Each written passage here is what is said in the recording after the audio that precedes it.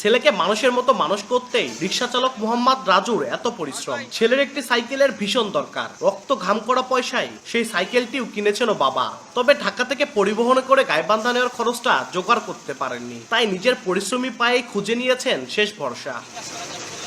ছেলে রেজওয়ানের জন্য কেনা সাইকেল সমেত বাসে করে আসার জন্য ৩,০০০ টাকার প্রয়োজন ছিল রাজুর, তবে পকেটে সাকুল্যে ২,৫০০ টাকা। আপাত দৃষ্টিতে মনে হতে পারে ৫০০ টাকা আর এমন কি, তবে ওই ২,৫০০-এর মধ্যেই যে পরিবারের ঈদের খরচের সমীকরণ মেলাতে হতো রাজুকে, তাই ২০০ কিলোমিটারের কষ্টসাধ্য সাইকেল যাত্রা সিদ্ধান্ত নেন তিনি। আমি চিন্তা ভাবনা করিয়া খাটিকুটি করিয়া কিছু টাকা সংসারে দিয়া তারপরে কিছু টাকা আমার পোলার লাইগা ব্যবস্থা করিয়া আমি একটা দুঃখ করিয়া একটা ছোটো সাইকেল কিনছিলাম হাউস করিয়া। সাইকেলটা বাড়ি নিয়ে আসার জন্য আমি আবদুল্লাপুরে আসলাম চরিয়া। আবদুল্লাপুরে আসি আমার কাছে সাইকেলটার দাম টিকিট চাইলে ২,০০০ টাকা, আমার কাছে আছে ২২০০ টাকা।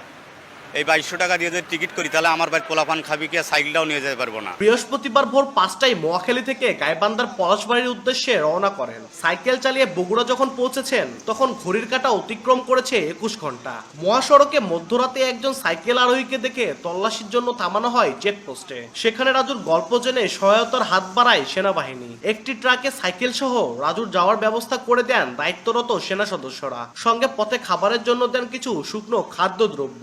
আস্তে আস্তে এই যে আজকে বগুড়া স্ট্যান্ডে আসিয়া দম নিয়ে একটা রুটি কলা খায়া আমি আবার রওনা দিলাম সাইকেল নিয়ে বাসামুখে। সেনাবাহিনী এখানে আমাকে অনেক কাজ জানার জন্য অনেকে কিছু খাওয়া খাদ্য হাবি যাবে এলে অনেকে প্রসেস করতেছে আমাকে খাওয়ানোর জন্য বা খাওয়াইতে।